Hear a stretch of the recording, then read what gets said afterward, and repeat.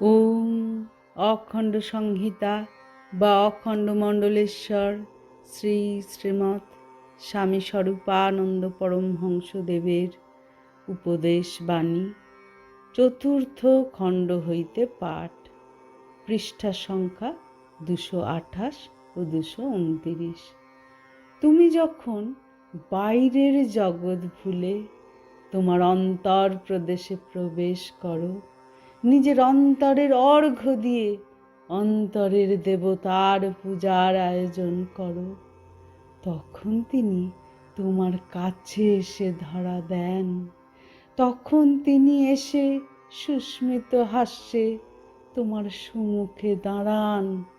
কেউ চিত্ত সংস্কার অনুযায়ী তখন তাকে সাকার মূর্তিতে দেখে, কেউ বা চিত্ত সংস্কার অনুযায়ী অফুরন্ত করুণারূপে তাঁর স্পর্শকে সুস্পষ্ট উপলব্ধি করে, কেউ বা অন্তিমে তাঁর চরণের আশ্রয় সুনিশ্চিত মিলবে এই ভরসারূপে তাঁকে বুকের মাঝে পায়।